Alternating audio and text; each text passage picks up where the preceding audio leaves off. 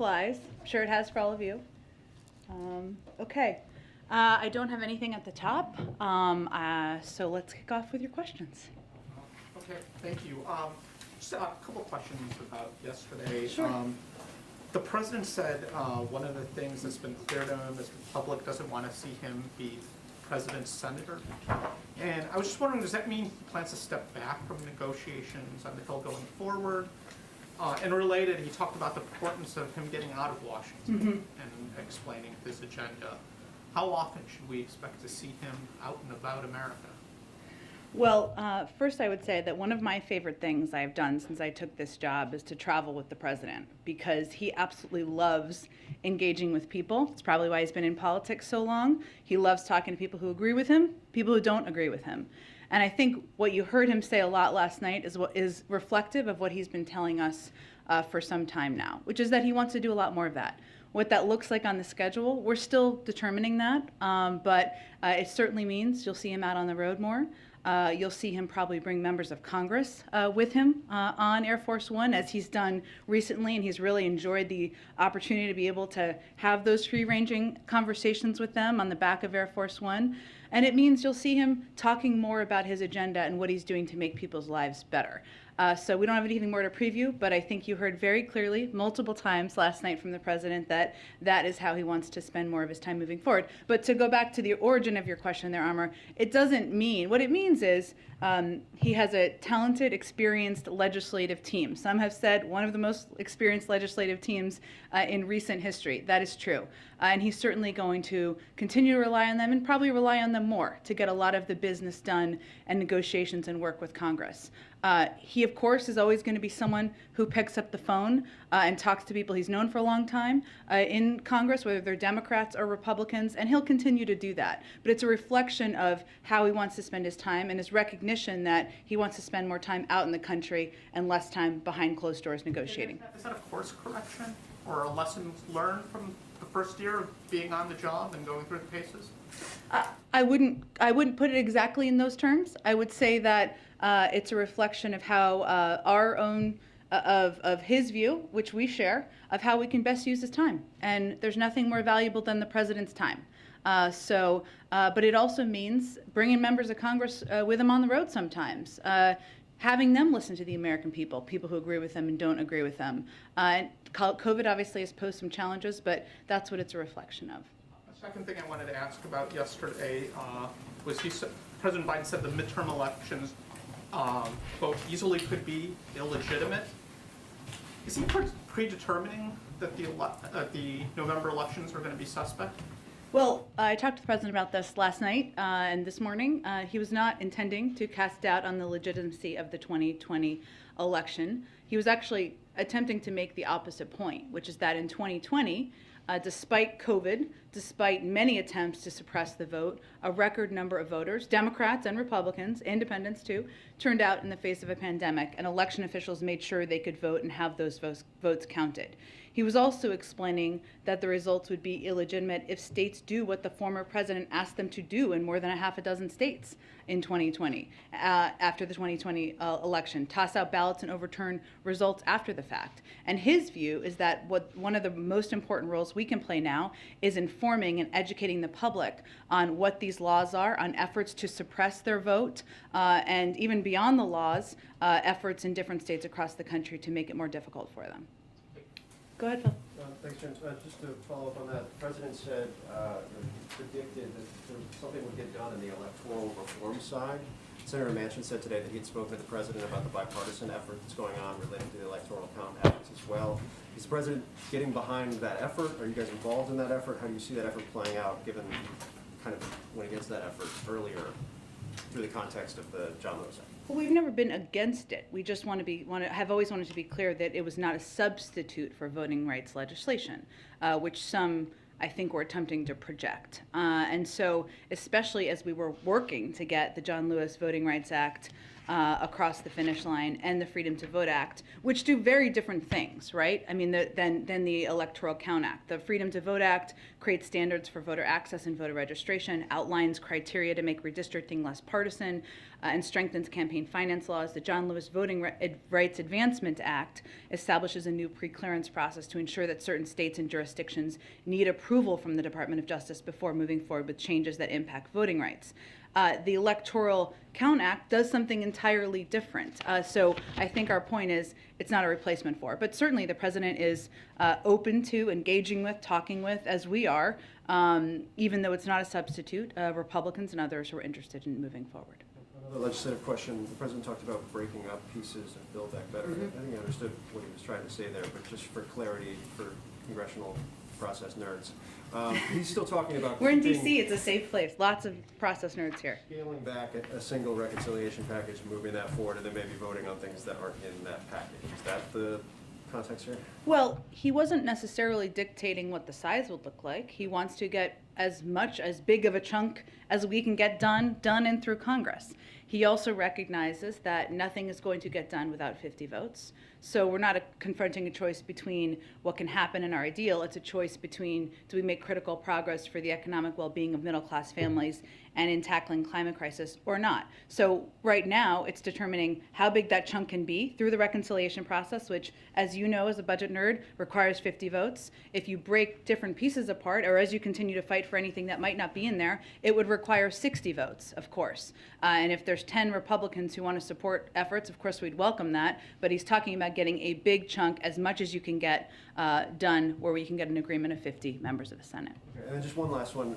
We've seen the president's statement, the tweets, and your statement last night. Has there been any communication directly to Ukrainian officials to address any of their concerns that they had after the press conference?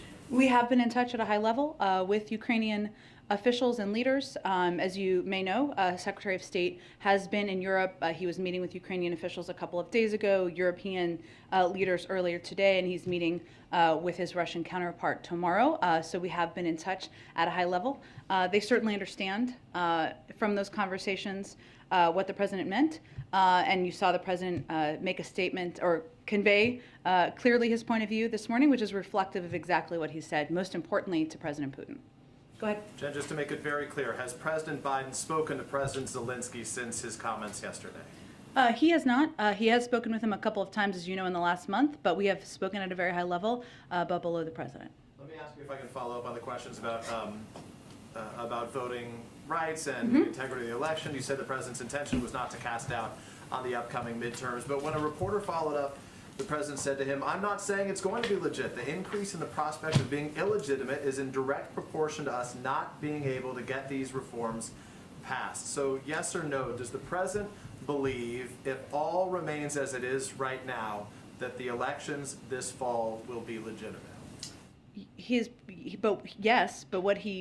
What the point he was making is that as recently as 2020, as we know, the former president was trying to work with local officials to overturn the vote count and not have ballots counted.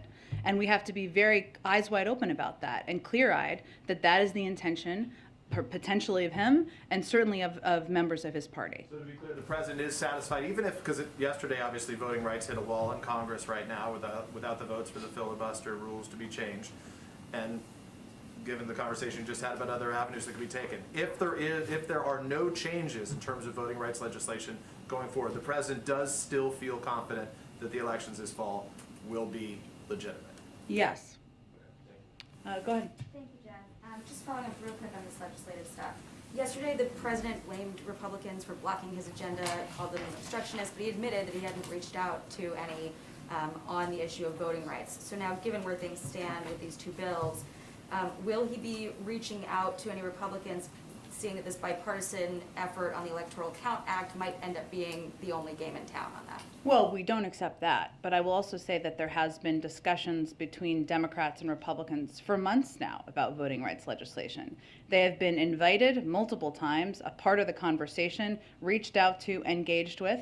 16 of them have supported the protection of voting rights legislation in the past and declined to do that this time. They are not uninformed about exactly what this legislation would do, and they've always been welcome to be a part of the conversation. They decided not to, and I think that's important for people to understand. Real quick question on crime, then I want to ask about Ukraine. Ahead of the president's meeting with the mayor's conference tomorrow, some of the biggest headlines this week have been the New York City woman being pushed to her death in a subway, the woman in LA being murdered allegedly by a career criminal.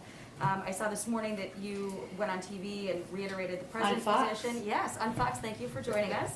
That he wants to fund police and make clear that crime is something that this White House takes seriously.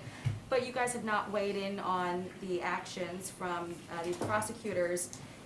So why hasn't the administration weighed in on some of these new policies from DAs who are downgrading certain crimes or refusing to prosecute certain crimes, given that it could undermine some of these broader efforts that your White House is making to show that it takes crime seriously? Well, one, there is a law enforcement component and a justice component of the federal government, right? The president has been crystal clear, I think, and almost every time he's spoken about this, that he believes that more needs to be done by local leaders. We're going to support funding to ensure they have that, whether it's local COPS programs or other programs to support surge response teams, as we're seeing different kinds of crime in different parts of the country. And that will continue to be what he advocates for. But I wouldn't expect he's going to comment on or engage in every local law enforcement action. Moving on to Ukraine, bipartisan members of Congress from several different committees this week have been told in briefings that U.S. officials believe Russia is likely to invade Ukraine, despite this continuing narrative that Putin has not made up his mind. They're saying that satellites, signals intelligence, and human intelligence is all telling the same story. What they're seeing and hearing is about to happen. And the president's comments last night seemed to corroborate that to a certain degree, where he said, "My guess is Putin will move in." So why wouldn't the U.S. introduce sort of level 1 sanctions as proactive deterrence and then remove them if Russia de-escalates? Well, one, I said 2 days ago, we're now at a stage where Russia could at any point launch an attack in Ukraine. And we've been pretty transparent about what we're seeing, both in our briefings, but also in our engagements with all of you and in our conversations with our European partners. I would note that this morning the Treasury Department did announce sanctions on individuals who've engaged in influence activities directed by the Russian governments. This action was part of our ongoing, long-standing efforts to counter Russia's network of influence efforts and to expose Russia's dangerous, threatening, and ongoing campaign to destabilize Ukraine. These individuals are at the heart of Russia's destabilizing campaign in Ukraine, and we stand united with the Ukrainian government. We are not waiting to take action to counter Russia. We see what they're doing. We are disrupting it. And these actions are also, of course, separate and distinct from the broad range of high-impact, severe measures we and our allies are prepared to impose in order to inflict significant costs should they invade. The president said he thinks Putin will test the West. Isn't that in some way already happening? And why are we spending this time debating what to do after an invasion rather than mitigate the risk of one in advance of that happening, especially because this buildup is already causing economic consequences for the U.S., having to send additional aid? Shouldn't the threat of an invasion also carry serious economic Well, I consequences? just referred to Treasury sanctions we announced this morning, right? We've also provided more assistance to Ukraine than any year in history, including defense assistance. Those are. But again, what we're making decisions on based on decades of experience the president has and decades of experience of our foreign policy team and through consultation with our partners on what is going to be the most effective step. President Putin is going to make the choice he's going to make. Either he's going to decide to invade Ukraine and suffer severe economic consequences, or he's going to decide to engage in diplomatic discussions. It's important to remember who the aggressor is here. The aggressor is Russia and Putin. They are building up military troops. They are pushing out misinformation in Ukraine. That's who we need to keep our focus on and make sure we're educating the public about their actions. Go ahead. Where do deliberations stand on the broader economic sanctions that you're planning? Has the president given a final sign-off on a package? I don't have an update on that. I believe, Steve, that we're continuing to consider a range of options and haven't ruled out any that have been reported, but I don't have an update on the internal status. And Peter asked you whether you've been in touch with the Ukrainians. Yeah. Have any allies sought clarification of the president's remarks? Well, Secretary Blinken saw his European counterparts this morning. I don't have any, I know he just spoke and I think answered questions, but I didn't see the full totality of that. But certainly he reiterated what you heard the president say this morning, what the president has also conveyed directly to President Putin. And we have been in such close contact, I think over 100 engagements over the last several weeks with our European partners and counterparts, with our NATO partners, with the OSCE, with the EU, to make sure we're working in alignment and in lockstep about how we're going to approach any actions President Putin takes. The president talked a little bit about the possibility of another summit with President Putin. What about a phone call over the next few days just to try to fix things? I don't have anything to predict on that front, Steve. I would say that, as you know, last week there were 3 rounds of discussions. This week, Secretary Blinken is, of course, in Europe, and there was also a bipartisan congressional delegation there. The president has been in touch with all of them. I expect when Secretary Blinken comes back, they'll discuss with the national security team what the right next steps are. And last thing, the president's going to meet with the Japanese prime minister Yeah. tomorrow virtually.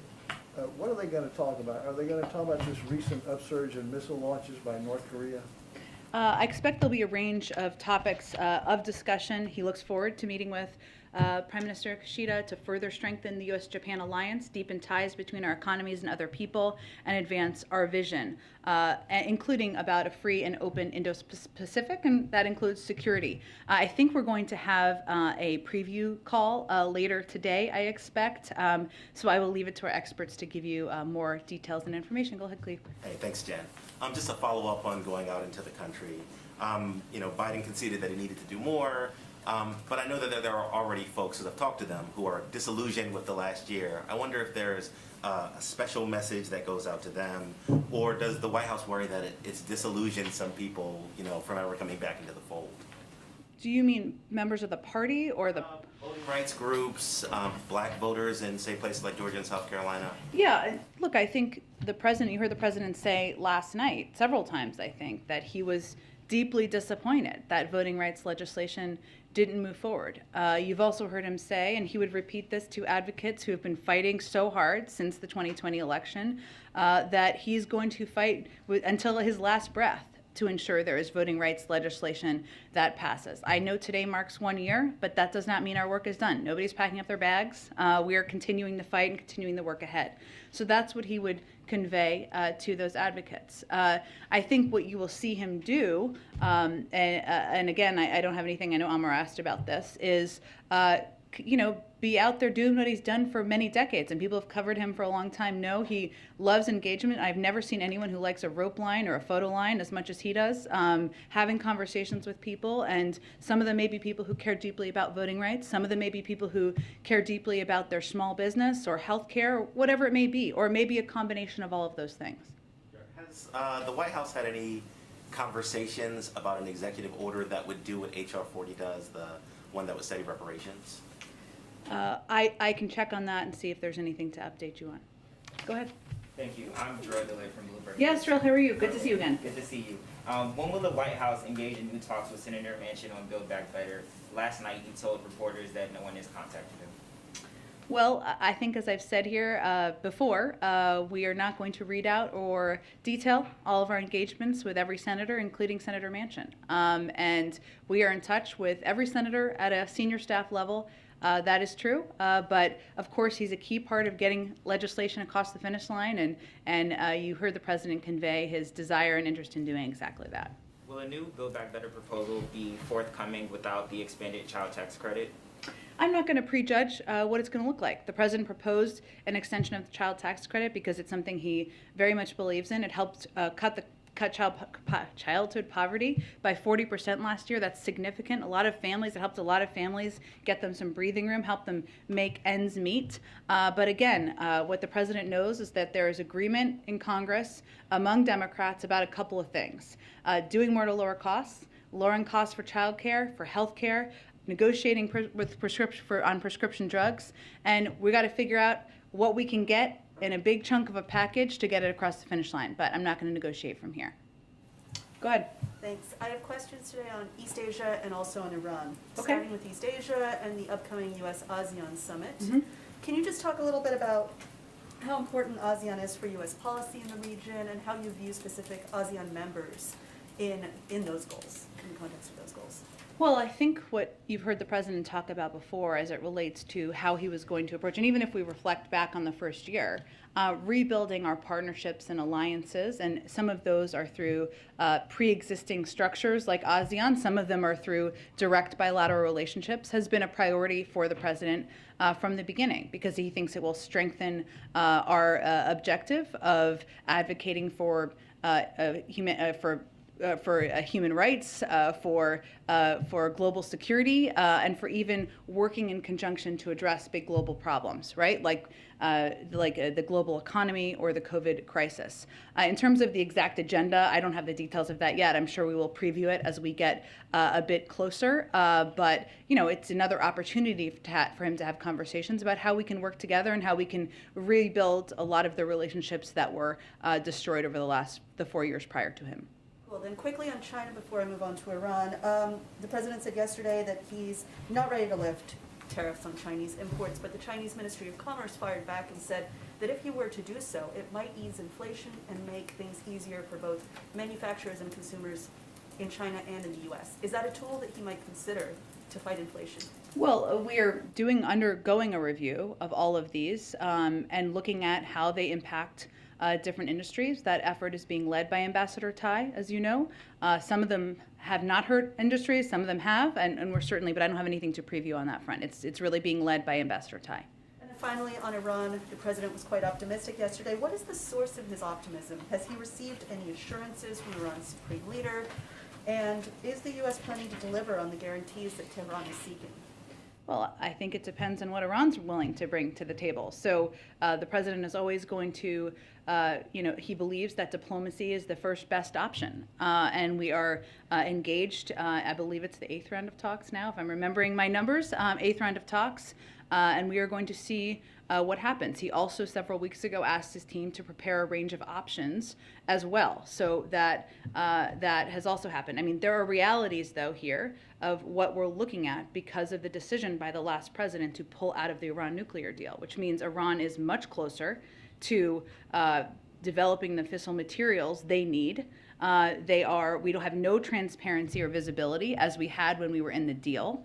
There have been more attacks around the world on our allies and partners. So there are some realities of the challenging circumstances we're in because of the decision made by the former president. And his team at the time, I would remind everyone, promised they would negotiate a stronger deal, that these things wouldn't happen. That was not true. So here we are, we're in the diplomatic negotiations, and we've been very clear about where we stand on what we would agree to. But again, I don't have anything to read out for you beyond the status of where they are now. Go ahead. Jen, thanks. I wanted to ask you about your statement last night that came out after the president's press conference. You said in that the president was aware the Russians have an extensive playbook of aggression short of military action, including cyber attacks and paramilitary tactics. Was the implication of this, that statement didn't quite say it, that when the president used the words minor incursions, he had the paramilitary actions and the cyber attacks in mind? Yeah. So, And he should, and later on he said cyber attacks, right? But not in the first answer. so are we to conclude from that then that paramilitary action and cyber attacks would not necessarily trigger the full sanctions or get unanimity within NATO to do that? Because that was the context of his minor incursions. Well, I think, David, and obviously you closely covered, as others did, back in 2014 as well. So that was a reference in part, or what he was doing is referencing what we've seen in terms of tactics during that period of time, and since that time, of course, right? The little green men, cyber attacks, et cetera. I think we have a range of the point he was making is that we have a range of tools, right? I'm not going to outline for you here, what if this, what if that. I think what should be clear to everyone, and I think he was very clear on this morning, is that if President Putin decides to invade Ukraine, if they move military troops, military across the border, that's an invasion, and there will be severe economic consequences. We also know that we need to be prepared for a range of scenarios, and we have a range of tools and tactics at our disposal. Obviously, we just announced sanctions this morning, and they have not invaded. So I'm not going to parse more than that, other than to convey that we've seen them use a range of tools. What he was very clear about this morning is that if they assemble Russian units, if they move those across the Ukrainian border, that's an invasion. There will be severe economic consequences. On a NATO, what he was conveying is that we have been focused and ensuring that we remain united with NATO. Now, united doesn't mean that everything will be identical, right? It means we're united and taking actions should they decide to invade. And we are united. And you've seen leaders from Europe convey very clearly that there would be consequences, even as recently as this morning. I guess this will be the last one on this, but where I'm headed is, for 5 or 6 years, even back to when you were in the Obama administration, you may recall there's been an effort to try to bolster particularly cyber deterrence by not making a distinction between what you could do with a cyber attack and what you could do with a physical attack. And obviously the Russians have turned off the power in Ukraine twice, in 2015, 2016. They've messed with an election in Ukraine before they came here. So I'm just trying to figure out if the president's trying to make a distinction that we would use lesser forms of penalties for cyber attacks or paramilitary action than we would for going over the border. In other words, are we diminishing what over the years two or three administrations have tried to build up in that sphere? Our intention is not to diminish. Our intention is to be very clear about what a military incursion would mean. Now, in terms of what the range of options are at our disposal, obviously we've taken actions, seen and unseen, announced and unannounced, on cyber in the past, and we reserve every right to do exactly that. And we're certainly, the president is very cognizant of the threat that cyber attacks, we've experienced them here, of course, pose to the United States, pose to other countries around the world. But I think it was to provide clarity and directness on what he conveyed directly to President Putin. Go ahead. Hey, Jen, two questions on the president's remarks about Ukraine. One, President Biden has repeatedly said the words of a president matter. So why isn't he more careful with his remarks? Well, I think the president gave nearly 2 hours of a press conference last night. What we conveyed last night and this morning, was exactly what he's conveyed to President Putin. And I think what's important to the American public, and tell me if you agree or disagree, is what the president's positions are and what he means. And that's exactly what he provided directly this morning. But you had to go on Fox News to clarify? I was already planning to go on Fox News, looking forward to it, in fact. Take the time to send out the tweets, do the media appearances. Does that Doesn't take long to send out a tweet, promise you. Does that take away from does that take away from the administration's ability to send a consistent message to international allies and the American people? I can assure you that our allies and partners know exactly what the president's position is. They knew what it was yesterday. They knew during the press conference. They knew after the press conference, because we have been engaged closely and working in lockstep with them for weeks on the rising military incursion or threat posed by Russia. So they know exactly where they stand. They always have, and they certainly do today. Go ahead. Hi, Jen. Two questions. First, on what's ahead. I attended the GOP House leadership press conference today on Biden's 1 year. Oh boy. And, Did they have lots of good stuff to say? Well, Minority Leader Kevin McCarthy rejected the idea that the president floated yesterday that Republicans are blocking his agenda. He said the White House has not approached them about his agenda outside of infrastructure. What's your reaction to his words that you're not working with Republicans? And what's the pathway forward for his larger agenda items if there is going to be a breakup of Build Back Better? I would say that if Mr. McCarthy wants to come over here and have a constructive conversation about more we can do together to put people back to work, to protect people from the virus, to put in place more smarter security measures at the border, we'd be happy to have that conversation. I don't think that's a comment he made that's entirely on the level. given we certainly have engaged with Republicans across the board. The President of the United States himself has. And so I don't think that really bears out in fact. Well, to his point, though, the administration, or Senate Democrats at least, Democrats, however, proceeded with Build Back Better through budget reconciliation. They approached it with the intent that they would need only Democrats to get that agenda done. Again, for this question, looking at chunks, what's the bipartisan plan moving forward? Well, look, in the history of reconciliation and the use of it, it's been bipartisan about 20 times. You can't, it's not the rule you can't vote for it if you're from the other party. That's not the rule at all. And if anyone's telling you that, that's not true. I would say that what's perplexing to us, and maybe somebody asked Mr. McCarthy this or not, is are Republicans now against negotiating lower prescription drug prices? Are they now against lowering the cost of childcare? Are they now against lowering the cost of elder care? I mean, if they allow us to claim all of those things on the Democratic side, we'll take them.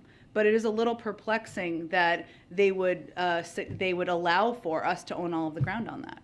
One last question from our Hawaii Bureau. I don't think the administration has spoken on this yet, but has the president been briefed about the oil spill and what's the action to address that? I can check with our team. I believe he probably has been briefed on it, but let me check with our team and see if we can get you an update after the briefing. Go ahead, Alex. Thanks, Jen. 3 questions, if you can humor me. First, in response to my colleague on crime, you said local leaders, more need to be done by local leaders.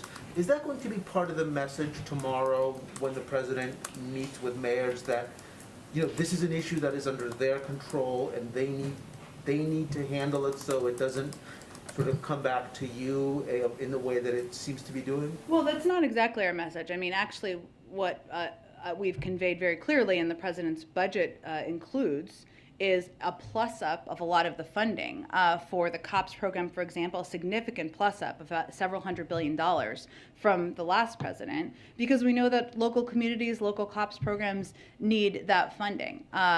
There's different crime challenges in different communities. It is important for local leaders to step up if they see crime in their communities. There's a lot the president will discuss with the mayors tomorrow. I haven't had a chance to look at the remarks yet and see if that's a part of it. Second question, there's a conversation brewing that I'm sure you're aware of about the direction of the Democratic Party, and it's no longer just sort of confined to the Substack discontents. The Times has this focus group that they published a sort of transcript of with that Frank Luntz, your favorite pollster, held in. One voter no says, issue with Frank Luntz. I know. Okay. And one voter says, I just want to send a message. I think the Democratic Party is nuts at the moment, and the only way I can send that message is with my vote. And then another voter responds to that, yeah, the progressives have taken over the Democratic Party. I just want you to respond to that and to the broader criticisms that the administration is being moved too far to the left, and that could present challenges down the road for you.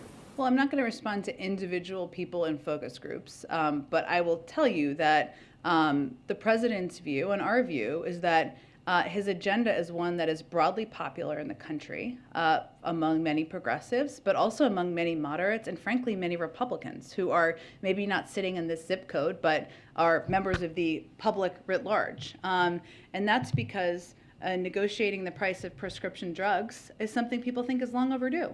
That's because a lot of people can't afford the cost of childcare. It is prohibitively expensive. That is why 2 million women, in part why 2 million women are not in the workforce. A lot of people don't know how to afford elder care, especially when they're paying also for childcare. People don't know how to get universal pre-K for their kids, or they can't afford to do it. They put them in daycare, making them less likely, by data, less likely to graduate from college. Those are things that are American issues. They're not Democratic or progressive issues. And his agenda is broadly popular across the spectrum. We also know that that there are challenges that the American people is going through a lot right now. And we've talked about this before, but obviously we're at a point where we're still fighting a pandemic. We didn't think we'd still be there. That's frustrating to people, no matter what wing of the party or whether you're a Republican. It's frustrating to everybody. We certainly understand that, and we know that's why we need to focus on getting the pandemic under control and continuing to address costs. That actually gets to my final question, and I appreciate being able to ask Sure. all three. So if we climb to like a higher altitude than, crime trends or polls or focus groups, how much of just the key to this administration is just getting through the pandemic and getting through it in a way that is safe and responsible, and then we can all sort of exhale and say, this is done? And is there a sense, and I have a feeling there is, that other things will fall into place once you get through COVID? Because it seems to me that you guys are paying a political price for the fact that this pandemic just does not end, and people are frustrated, and for any number of totally legitimate reasons, but they're taking it out specifically on you. Well, we know that COVID, the fact that we're still fighting a pandemic, is on the minds of nearly every American. Of course it is. It impacts their daily lives and how they're living their lives. They can't go to concerts or restaurants. You worry about your kids going to school. And life doesn't look the same as it looked a couple of years ago. The president believes, and you heard him say this last night, that we can get COVID under control, and COVID as it is right now is not forever. It does not have to disrupt our daily lives. Right now, of course, we're in an unprecedented surge. We have the tools, but we believe we have the tools to protect ourselves, our communities, our schools, and our businesses. And everyone needs to be unified around these tools. That is our focus. But COVID right now, as it is right now, is not going to be what it is for forever, and that's what we're working to get to the other side of. There's no question that addressing the pandemic is the top issue on people's minds. I know because we've discussed it here, that Governor Polis in Colorado last month said emergency over. Is there a sense that a similar message from the president could, sort of help with the sense that we are progressing, even if we are clearly still in a pandemic? But some people thought Polis's message was irresponsible, but others celebrated it, and I wonder what you make of that shift in tone from a fellow Democrat. Well, I think the President of the United States has a responsibility not to make that statement until the data and the science backs it up. And when it does, he'll be eager to make that statement. I would note that Colorado still receives a range of federal assistance to ensure that people have tests, masks, vaccines, and so that's still part of how they're working to address the pandemic. Go ahead in the back. If I could go back to Ukraine for Sure. a moment. When he made those comments yesterday about the minor incursions, he said something along the lines that those types of minor incursions would require some more discussion with allies as to whether or not to respond to them. He did say this morning that there was a wide range of options to respond. How much of agreement is there, if we're putting aside full-blown invasion, how much of an agreement is there between allies and the United States as to whether or not to respond, and how, what type of response should be there? I mean, you've heard a lot of our partners and allies in Europe say themselves that if Russia invades, there will be a strong and consequential impact, and that is steps they will take, steps we will take. As I said a little bit earlier, we are united. United doesn't mean identical. And that's something Deputy Secretary Sherman has said, and I think it really clarifies what we mean. But we are working in close lockstep with NATO, with our European partners, with the OSCE, and there is clarity and resolve and united commitment to take coordinated, united steps should Russia invade. But it seems that this unity is very clear and obvious in public on the invasion part, not so much if we talk about other forms of aggression. Is that right? Or? Well, again, there are, as the president said this morning, and as I said in my comments, obviously there are a range of tools at our disposal, as there are a range of tools at the disposal of our partners. And we are prepared for a range of steps or actions the Russians could take, and we've seen this playbook before. I'm not going to outline each step and what that may mean, but that is all part of the discussion with our partners. If I could, just one much bigger picture, Yeah. since it's the 1-year anniversary. Sure. If you take all the foreign policy elements that happened, the pullout of Afghanistan, the Iran talks, Russia, the AUKUS deal, and the crisis with France, how would you assess that first year when it comes to foreign policy? Well, I would say what the president is most proud of is rebuilding our partnerships and alliances around the world that had been frayed for some time. And he said this publicly, but when he has traveled around the world or engaged with foreign leaders, they are relieved that a respect for democracy, a respect for alliances is back. They are worried about how long, and that is how frayed the last president left those relationships. But rebuilding that and rebuilding that trust is a big basis of what he's proud of. And he believes, as you touch on a couple of the items you did, one, we have a long and abiding relationship with the French. They've said that, so I don't think it's accurate to say it was a crisis. Two, he still stands by his decision to end a failed 20-year war in Afghanistan, one that he felt we were fighting too long and spending $1 billion a week. So he certainly stands by that decision. I don't remember what your third one was, but I think the rebuilding our alliances and partnerships is something he feels will be an important baseline to build upon as we look to continue to address a range of global issues moving forward. Go ahead. Thank you, Jen. Two questions. First, on the pandemic, obviously the billion tests that have been ordered, the deploying of the mask reserve, so to speak, all these things, and probably the need for more orders of therapeutics or the various treatments that are coming online, all of this is going to cost more money. There's been some dispute or question as to whether or not there's another request coming from OMB and whether or not there's any sort of unusual supplemental funding that's going to be needed. Is there any update on where that stands and when we may see anything on that front? Well, as Speaker Pelosi said last weekend, and we agree with this, we're never going to let resources stand in the way of addressing the pandemic. I think I paraphrased that. It was different words, but you get what I'm saying. And that remains the case. We have what we need to fight this moment in the crisis, but we have continued discussions and engagements with Congress about what we may need. And part of what we've done to date is make sure we are not just preparing for the moment, but we are ahead. Right? So if you look at even the order of the antivirals, we knew that once those pills were approved, they would be a game changer. We worked to expedite the process by several months, and we made a huge order. So we are always looking ahead to see how we can ensure we are prepared and have what we need as often as we can. But I don't have anything specific to preview for you in terms of a request. On a completely different topic that I don't think has come up here yet today, a federal grand jury in Indiana yesterday indicted a man for the murder of a police detective who was part of an FBI task force. The charges that the individual was indicted on would be eligible for being a federal capital case, and I am wondering whether or not the president, given his position on the death penalty, intends to intervene in any way regarding the Attorney General's decision on whether or not to pursue that as a capital case, or whether that is up to the discretion of the Justice Department. Well, it's always up to the discretion of the Justice Department, but the president's view on the death penalty is well known. As you know, the Justice Department is undergoing a review, which is, I have nothing to preview on. They can speak to that in the status.